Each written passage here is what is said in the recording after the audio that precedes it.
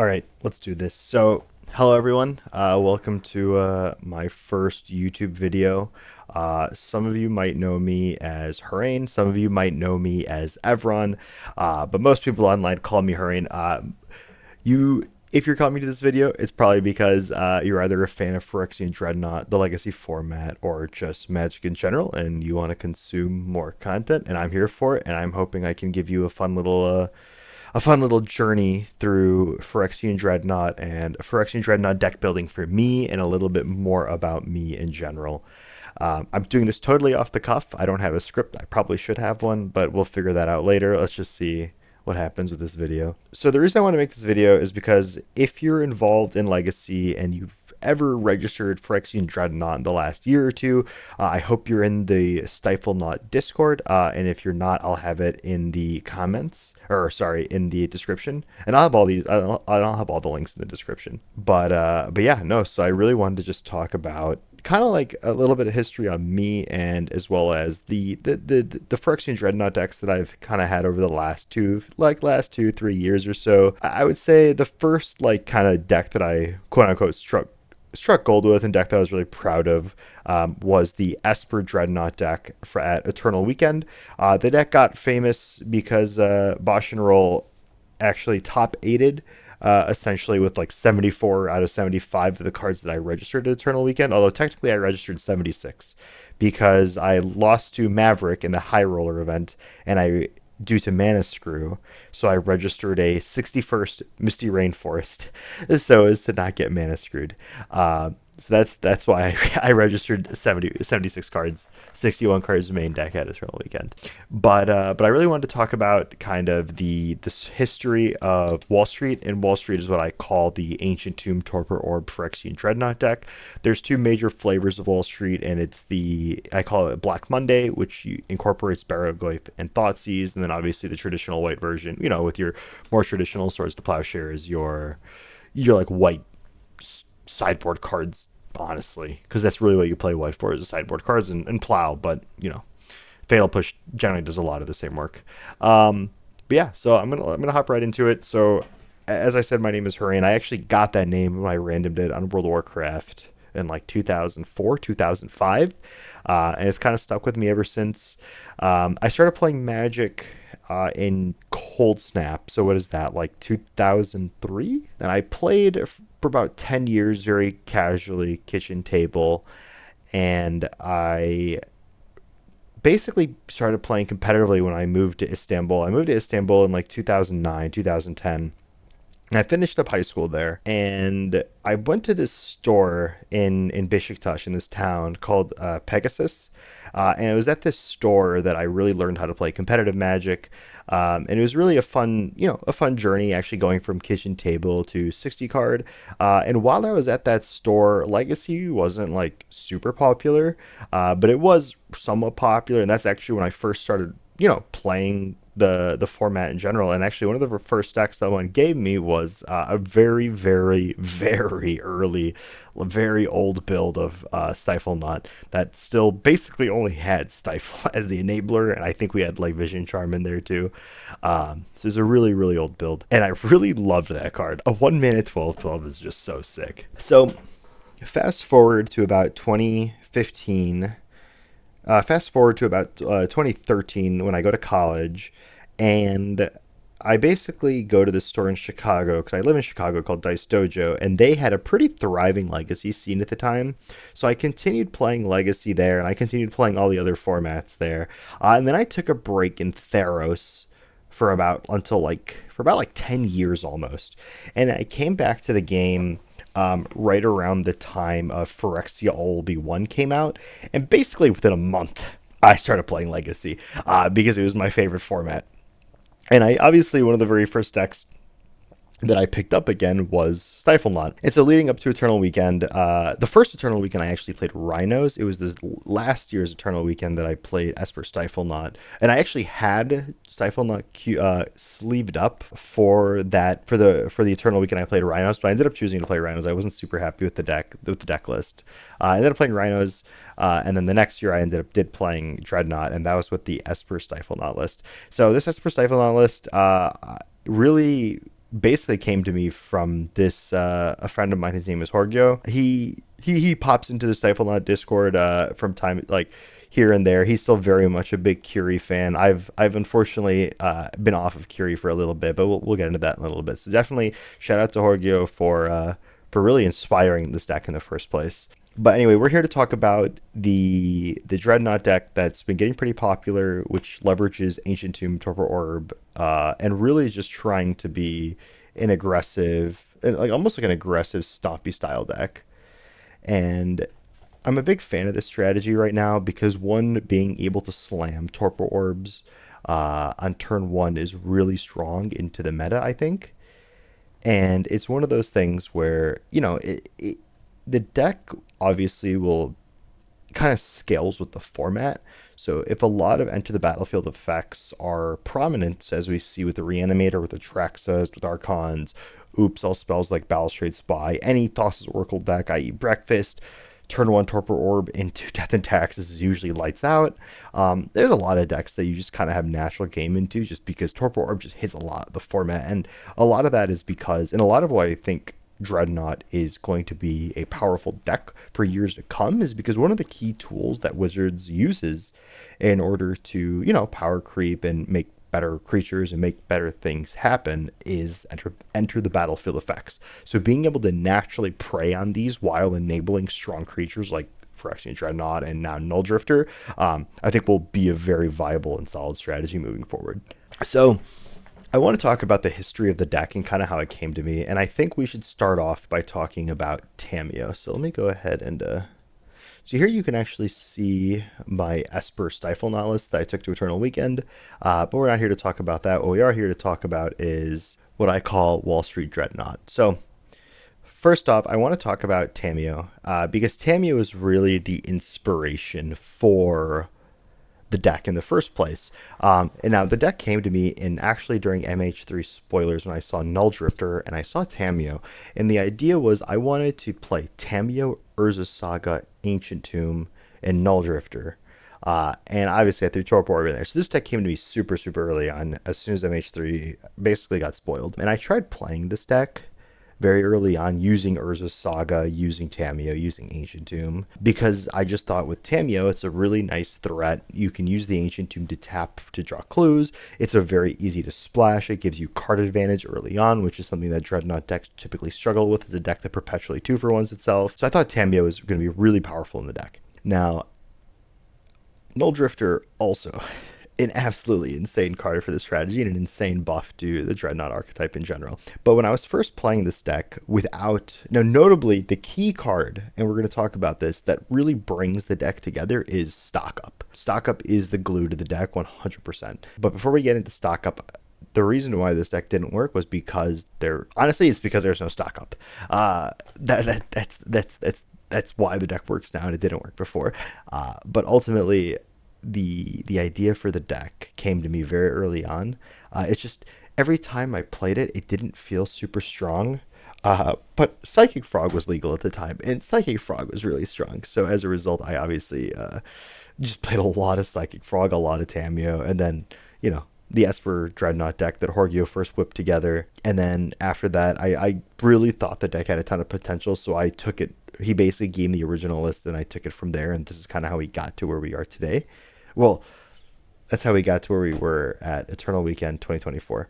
So, coming out of Eternal Weekend, I was really lost on what I wanted to play. I wanted to play Dreadnought. I lost Frog, and I kind of tried like just traditional Dreadnought piles. Like I tried the typical Doorkeeper Thralls, the Stifles again, like playing the Dazed thing. Like the problem is, I don't think traditional Stifle Knot is very good right now. I'm sure, you can go win your local tournament with it, and then whatever.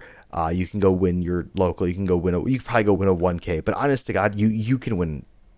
Paper Legacy is one of those things where it's impressive, sure, but any deck can win a Paper Legacy tournament because Paper Legacy is dominated by people's pet decks, which are typically not going to be super refined or super meta breaking or super strong in general. Like they're just not going to be in Paper. So I don't think that like the deck is atrocious. You should not play traditional Stifle Knot. I just don't think the deck has a high enough power level to compete with the other highest power level decks in the format right now.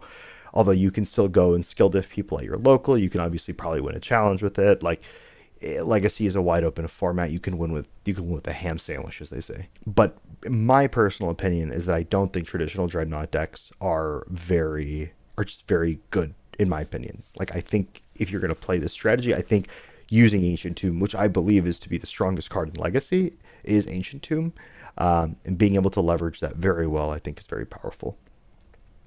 The so coming out of Eternal Weekend, I really obviously wanted to play Phyrexian Dreadnought, and I'm a big fan of the archetype, obviously, but I just didn't really find a list that I jived with.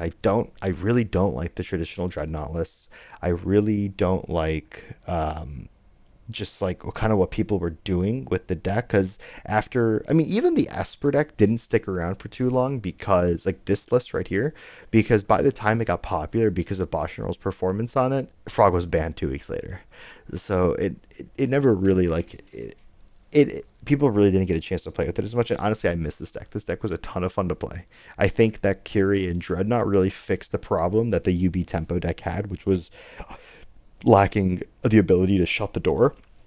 And the Curie Dreadnought plan really gave you the ability to shut the door really fast, and I think that was really important. So following Eternal Weekend, I was looking for decks to play, and if you've ever watched my stream, you know I'm a big advocate for the bug shit pile archetype. So I was playing a lot of bug shit pile actually, and I really do love that deck. And maybe I'll make another video on bug shit pile, but we can come to that later. And then basically, I was on Twitter one day and I was browsing Twitter and I saw Justin Gennari, I am actually level 1, post about stock up. I look at this card and I'm like, wait a second, this card looks really good. So Ether Drift releases and I play with stock up once. I don't have that list. And I'm like, wait a second.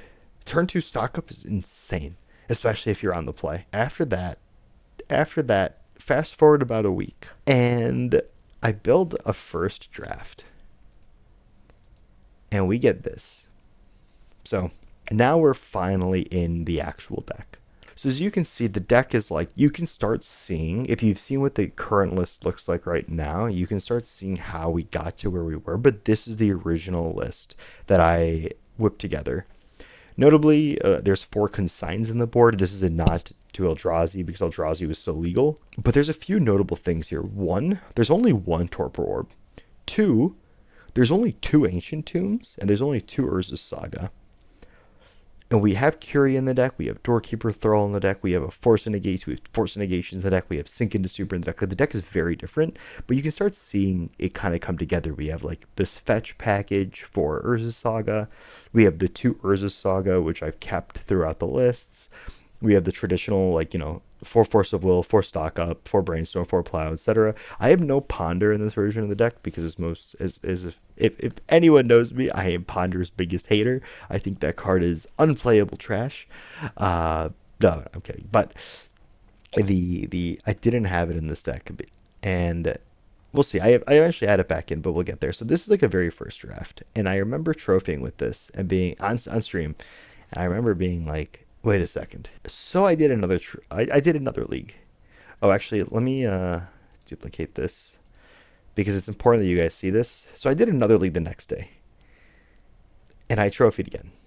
So I'm like, okay, maybe this deck is good. So in between this list and this list, I give the deck to my buddy Ethan, who takes it to the Mana Vault Anniversary, the Tabernacle, the 3K they were doing, and he wins the event on the deck. So I'm like, wait a second. I think we're onto something here. So I keep working on the deck. And I get to this now. So we have 2 Doorkeeper Thralls. We have 3 Ponder. We have a Force Negation. We have 2 Sing into Super. I trimmed a stock up. I went up to 3 Torpor Orbs, 3 Dress Downs, and notably still 2 Urza Sagas, and 3 Ancient Tombs. So the deck is really starting to come together, and the thing that I'm realizing is I really want Ancient Tomb more and more. So the thing that I'm doing is I went up I went up 2 Torpor Orbs, I went up an Ancient Tomb, and I'm really trying to go all in on this plan. So this is my list from one of the Legacy qualifiers. I ended up just missing my win in for top 8.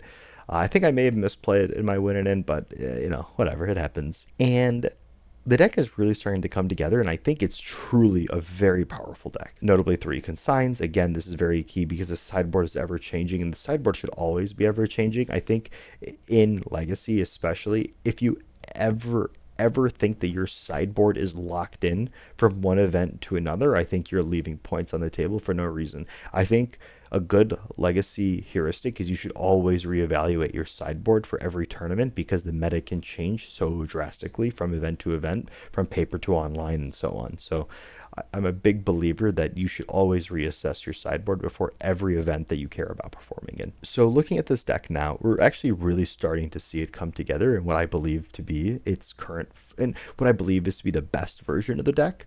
Obviously, we're always iterating, we're always working on it, and you should join us in the Dreadnought Discord. And I'm always posting in there and always trying to get people's feedback on the deck. And there's a lot of people in there that are also working on it with me. So really want to give a shout out to the Discord. There's some like key people in there that have kind of stuck with it from day one. So specifically GKNMTG, Chungorius, Crispy. There's a few other people too. I don't want to like start singling out everyone, but I would say those are some of the key people that have been helping me with the deck, and there's obviously a lot more in there, but definitely want to give a shout out to Ethan, Chungorius, and GKN, as they've been really big proponents of the deck. And obviously recently there's been a lot of other people working on the deck. Like I've seen some people playing it in challenges and doing well with it. Obviously Andreas played the black version and top 8 at a challenge with it. So the deck is definitely popping up, and I'd like to see it popping up more, but the format is ever changing, and a lot of people I think generally don't like Dreadnought strategies because of the inherent risks that come with playing the card. But that's part of the reason why I love the archetype so much. So anyway, you can start seeing the list really coming together here. And then finally, we have another trophy that I pulled, and I'm just going through previous trophies. So here again, I trimmed another Doorkeeper Thrall. I went up to 4 Torpor Orbs. I went up to 4 Ancient Tombs. So you can really start seeing the deck come together. So from where we were here, of having Tamiyo and Curie and Doorkeeper Thrall and only 1 Torpor Orb and only 2 Ancient Tombs, we've now gotten to here where we're now all in on this plan. Because the thing that you want to do with this deck is you want to either stock up on turn 2 or you want to present it threat on turn 2. If you aren't doing either of those things, then the deck is not very strong. But the thing is, on average, you will be able to do one of those 2 things. And if you can't do either of those 2 things, then make sure you have a Force of Will or a Plow in hand. Obviously, it's not a perfect science, so don't view that as like gospel. But please keep that in mind that, when you're playing the deck, you want action. You want to be able to play the game in the first few turns. I really think, in general, the strategy kind of will always be inherently risky. So I think that's something to keep in mind is no matter what happens, like if you play your Torpor Orb and you play a Dreadnought and your opponent goes Petty Theft in response, bouncing the Torpor Orb, it's going to feel really bad. But when the deck does work, when you have your turn 1 Ancient Tomb into Torpor Orb, when you force their first play, you play your Saga, you play your Torpor Orb, and they're just looking at their hands of Balustrade Spies, or they go and they have to go for, Entomb Reanimate, and you just have the Plow, you feel on top of the world. And I do think this deck on average works more than it doesn't. So as a result, I do think it's a very valid and powerful and really strong deck in the metagame right now. Obviously the bans, as of recording this, it is June 23rd, and the bans are exactly 7 days from now.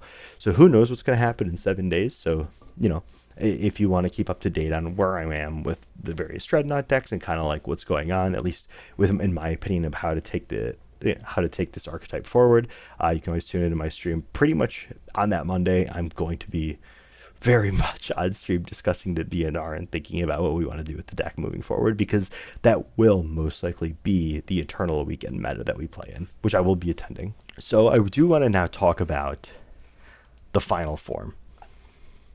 So here is what I believe to be the best version of the deck right now. So in this previous version, I want to point out the 2 Mox Diamonds. So The Mox Diamonds are one of those things that people always ask me about because people in general don't own this card and it's very expensive. So as a result, like people always this is the number one question I get is, do we need the Mox Diamond? Do we need the Mox Diamond? No. Is it the best version of this effect for this deck? Yes. And there's a reason why it's a $600 reserve list card. Uh, and it's and why it's one of the most expensive reserve list cards is because there's no other card that does what it does. It is a Moxen. At the end of the day, it is mana acceleration. And the reason why I have it in the deck is because if you play the deck 1,000 times, like I have, you will die to your own Ancient Tomb a lot.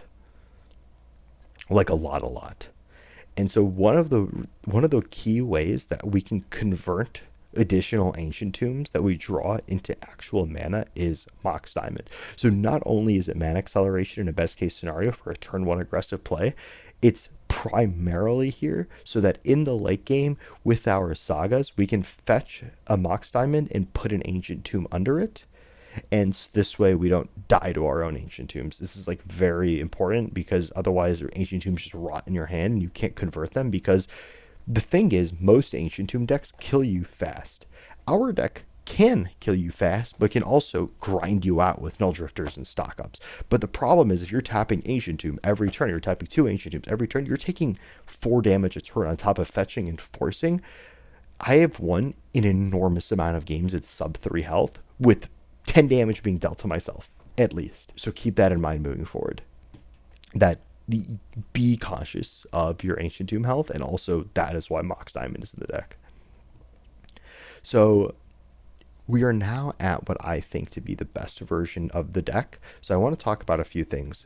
I want to talk about how notably Tamiyo is not here in these versions of the deck. Well, this one it does, but in these versions, and it's because I felt like Tamiyo wasn't very good in the deck. Like Tamiyo itself is probably the strongest card in Legacy right now. I would say Tamiyo, the Wandering, and Entomb are the three most powerful things you can be doing in Magic right now and in Legacy right now. And I wasn't doing any of those things. But I still think the deck is good. The reason I took Tamiyo out is because if this deck is functioning at all, you are tapping out every turn. And using Ancient Tomb to draw from a clue token is generally not great if your opponent has any amount of pressure. Like, sure, against like show and tell or whatever, who cares? You're still just dead anyway, no matter how many cards you draw. Obviously, unless you draw like all your forces. But like into Delver, into even like Bug Beans, into like all these random decks, like you'll just die to like random little creatures. And it's because you took yourself so low on Ancient Tomb. I was playing a tournament once and I was up like 5, 6 cards on my opponent. And but I had Ancient Tomb so much that I was like at 4 or 5 health. But I'm up so many cards. My opponent goes end step Brazen Bar, where I'm like, okay. So I stock up and I don't find a Ply, which is already insanely unlucky. I did get very unlucky this game, mind you, but I ended up losing this game, which on average I'm probably 90% to win if I draw any removal spell. But because I had Ancient Tuned myself down so low, I just died to Brazen Bar. So keep that in mind when you play the deck, that you will lose to your Ancient Tomb a lot, and as you get reps and get better with the deck, you will probably not die nearly as much. But anyway, I kind of went a little tirade about why Tamiyo is out of the deck. And the reason why Tamiyo is out of the deck for the longest time is because I felt that if you were spending mana to draw clues instead of doing something else, you were generally already losing. So that's why I took it out. In most scenarios, I was able to find a use for my mana, and as a result, I was like, let me just take Tamiyo's out, and I'll put Ponders back in. Actually, that was the card. That was one of the key cards that I put back in place of Tamiyo. Ultimately, I did settle on 2 Tamiyos is where I want to be. The reason why I'm on 2 is I actually took out 2 Spell Pierces to put 2 Tamiyos in. The reason why there were 2 Spell Pierces in previous lists was because of Show and Tell, and when Show and Tell was like everywhere, it was one of the best tools against Show and Tell, but it's kind of fallen off in favor of like Reanimator and like the blue-black like mid-range aggro. We call it UB Tempo, but it's not a tempo deck. You're drawing clues with Tamiyo and upticking. Like, no, it's a mid-range deck. UB mid-range. I'll die on that hill. And by that, I mean the traditional Nethergoyf Tamiyo Bowmaster Kaito deck. Anyway, I ended up putting 2 Tamiyos back in. I'm up to 3 Ponder just because I think it's important to be able to cantrip just a little bit, and notably Aligned Heart. So this is something I'm still on the fence of. This was actually a suggestion, I believe, from Chungorius in the Stifle Knot server, and I've been trying it out quite a bit, and I've liked it when I've resolved it. I obviously only have one, so I don't really know how good it is completely, but I think it's worth a single slot just to increase our threat density. So now we're kind of at this like final form. So you can kind of see where we came from. Again, like we came from a very light version of this, right? A very light, we had only 2 ancient tombs, only 1 torpor orb. After many iterations, after sending it to a ton of people and getting a ton of feedback and playing it myself like 100 times on stream every day, I've come to the conclusion that you want Ancient Tomb every single game. You want Torpor Orb every single game. You want to turn to your creatures every single game.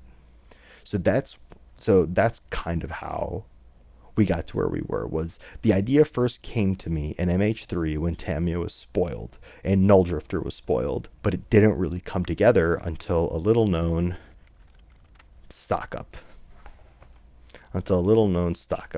Was released.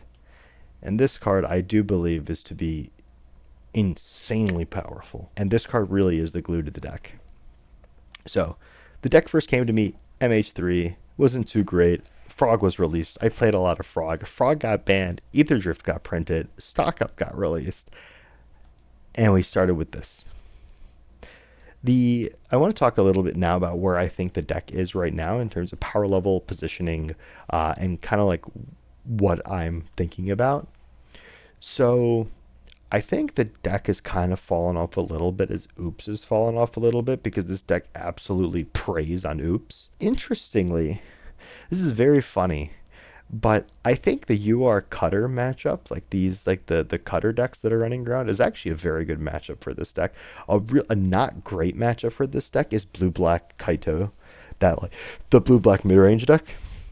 It's honestly one of our harder matchups because of Fatal Push. But the Reanimator matchup I also think is very good. Obviously, Reanimator is such a strong deck because it can beat any matchup, because quite literally no deck can beat Entomb Daze Reanimate Force of Will. If you have all of those pieces, like nothing can beat that, but obviously that's why it's the best deck. I do think though, on average, I'm pretty happy when I play Reanimator. I'm pretty happy when I play against Cutter. The problem matchup by far and away has got to be any kind of spell-based combo deck, because we only have 4 Force of Wills.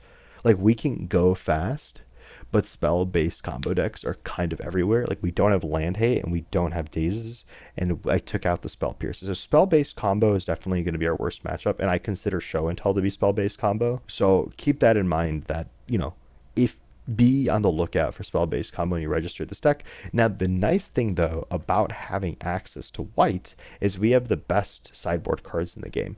So for instance, Clarion Conquer basically lights out for Mystic Forge. If you're really scared of spell-based combo, you could play Lavinia, you can play Teferi, you can play more Force Negation. There's a lot of things you can do in the board to kind of address that matchup. So I don't want to talk too much about the sideboard, but I will say right now in the meta, I think you want to Clarion Conquer guaranteed. I think this card is insane. I think no matter what's going on, you want at least one, probably 2 right now, but definitely at least 1, because this card is just so powerful. So that's the only card, and because we have Ancient Tomb, we can justify it. The other card that I'm a really big fan of is Hull Breacher. Hull Breacher's won me an enormous amount of games. I want to point out, though, that if you're playing the blue-black version of this deck, which I'm not going to talk about in this video, only because I wanted to talk about how we got here, because the blue-black really came out of this deck completely. I just took the Tundras out, took the white stuff out, put Thoughtseize, put Fatal Push, put Barrowglyph, and called it a day. That's literally what the deck is. The Hull Breacher is just insane. This card has won me so many games. In the white version, it's much better. And the reason why it's much better in the white version is because when you show your opponent Underground Sea, they're always going to think you have Bowmaster. When you show your opponent Tundra and no black lands, they will never play around this card. Almost, unless they're very in tune with what deck you are playing, if you're playing this deck, or if they're just like an absurdly good player that they get the read that you have Hull Breacher for whatever reason. I would say 9 times out of 10 your opponent is not going to be playing around Hull Breacher game 2, and you can absolutely get crazy blowouts with this card. So I would definitely, these are the 2 cards that I really like, and everything else, obviously, pick and choose, right? Pick it on your meta. I'm a big fan of Meddling Mage. I just think it's very helpful. It's good against lands. It's good against obviously any combo deck. It's notably the reason why it's in the deck is for show and tell, and it's just a very powerful card because honestly, if they bounce your meddling mage and you think they're going to put omniscience in, you can go put meddling mage in off of show and tell and then name Cunning Wish or name the Emrakul, uh, because they will frequently try to do the omniscience line, uh, because otherwise they lose to dress down plow or whatever, or auto war or anything like that. So they'll frequently do that. So meddling mage is just very funny. It's a very fun card, and I would recommend playing one in this meta. But again, it depends on what your local meta looks like and where you play and what decks you see. So if you're seeing a lot of combo, if you're seeing a lot of titular decks, so think like Doomsday. If you're seeing like show and tell titular decks, meddling mage I think is very strong. I think consign to memory is generically strong card. Force negation, same thing. Graphic case, same thing. Hydroblast, same thing. Prismatic ending, rest in peace. Rest in peace. I want to talk about this for a second. The reasons why it's in the deck isn't actually necessarily because of all the graveyard decks. I mean, yes, but it's rest in peace over something like Grafdigger's Cage or another Soul Guide Lantern or Fairy, specifically because Barrogoyf is a problem, and rest in peace destroys Barrogoyf, and I think that's very important because one of the key ways that people will answer a Dreadnought frequently is by putting a Barrogoyf in front of it. But if Barrogoyf is a 0-1, it cannot answer Dreadnought. So that's why it's in the deck. It shuts down Nethergoyf, Barrogoyf, Murktide. It's just a good card into a lot of decks. I like it. Some people probably won't, but it's been very good for me. So I want to talk about also the two Urza sagas. I've kind of been iffy if I even want to keep these in the deck. This is something that I've been kind of meandering on my own, and I'd be curious to get people's feedback on it, on what people want to do with Urza Saga. But, you know, we'll see what happens with this card. I'm still thinking about it. I don't want to make this video too long, probably edit it down just a little bit. But I did want to give a brief kind of walkthrough about the history of the deck, kind of where it came from, and kind of wanted to show everyone, you know, the early beginnings of where this came from and a little bit of my story. Obviously, this is a very brief introduction to all of this. I can talk in hours about this. If you do want to hear more, please feel free to join my stream. I try to stream every night, and I'll have a link to my stream at the bottom. In addition to that, I'll have a link to this deck list and my Mox field.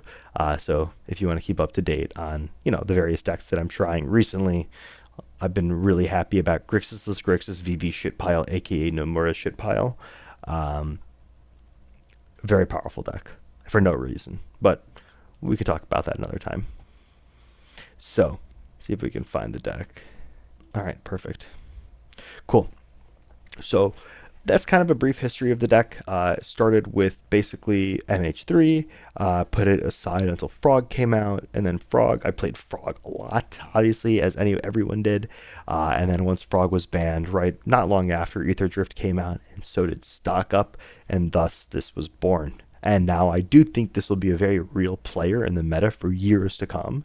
I think the strategy of using Ancient Tomb will always be powerful. And as WotC continues to print more powerful creatures, one of the key ways they really do this is via Enter the Battlefield effects. So as ETBs get better, so too does this deck. Anyway, I appreciate you guys tuning in. This is my very first YouTube video, so please be nice in the comments. If you guys have any feedback, suggestions, or anything that you think I can do better or that you'd like to see, I'd be really, really appreciative. Obviously, don't be too mean about it, but I would love for you to join my stream as well if that's something you're interested in. That's generally my preferred medium to interacting with people, so definitely feel free to hop in. I'll have a link for that. And yeah, if you liked it, I would appreciate if you liked the video by clicking the button, and that would mean a lot, just because I'm curious to see what people think, and most importantly, I am curious to know actually hear what you guys think in terms of, you know, what we can do to make this better. I'd be curious to know, like, one thing is, should I get a mic? Is my format bad? Obviously, it's, again, the first video, so please be nice, but I do hope you guys had fun. I hope you guys enjoyed it, and if you guys like more stuff like this, please let me know, and I'm more than happy to make it and kind of walk through my process of deck building, because as most people know, I would consider myself a deck builder first and a player second. Anyway, I appreciate you guys being here, and I hope to see you guys again, either on my stream or in my next video if I end up making one.